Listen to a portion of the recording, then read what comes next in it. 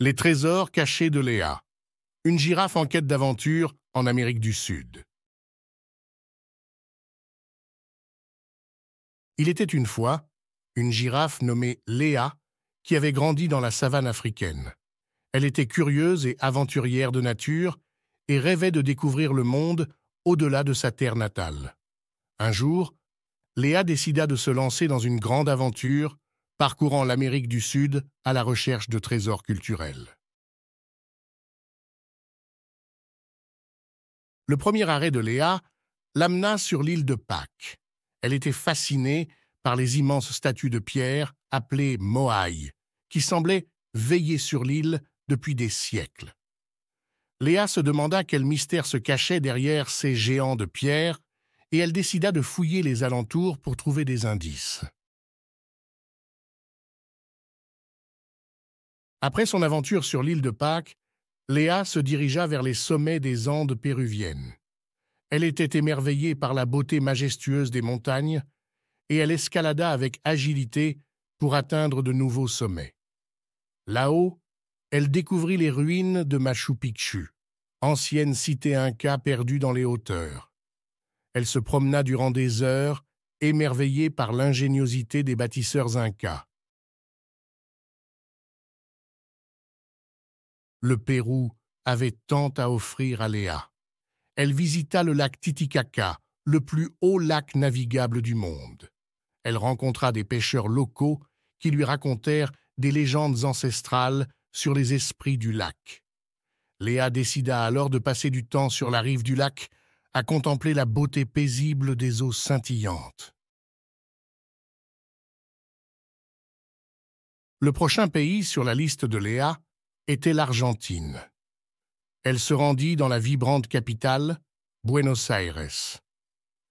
Elle fut éblouie par la passion du tango dans les rues animées de la ville. Elle dansa avec les habitants, se laissant emporter par l'énergie et la musique envoûtante du tango argentin. Léa se sentait vivante, s'amusant et découvrant une nouvelle facette de la culture sud-américaine.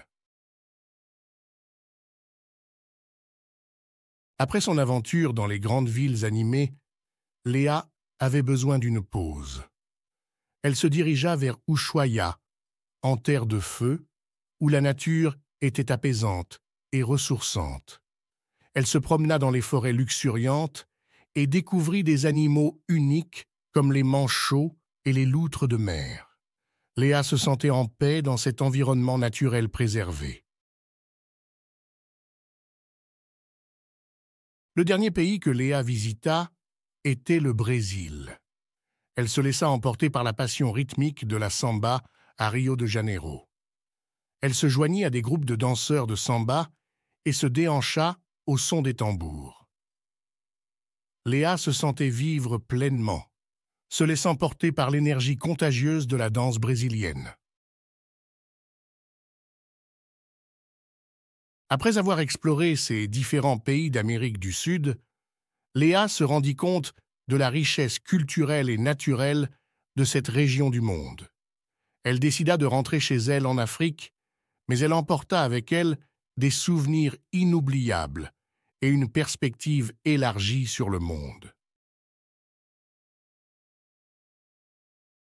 De retour en Afrique, Léa partagea ses aventures avec ses amis, les animaux de la savane. Elle leur raconta les légendes de l'île de Pâques, l'ingéniosité des Incas, l'énergie vibrante de l'Argentine, l'apaisement d'Ushuaia et la passion rythmique du Brésil. 6 amis étaient ravis d'entendre ces récits, et ils réalisèrent que le monde était un endroit merveilleux, rempli d'aventures et de trésors à découvrir. Léa avait réalisé son rêve en parcourant l'Amérique du Sud. Elle comprenait désormais que l'aventure ne se trouvait pas seulement dans les pays lointains, mais aussi dans le cœur ouvert à la découverte et à l'émerveillement. Et ainsi, Léa et ses amis animaux continuèrent à rêver de nouvelles aventures, prêts à explorer le monde qui les entourait avec curiosité et joie.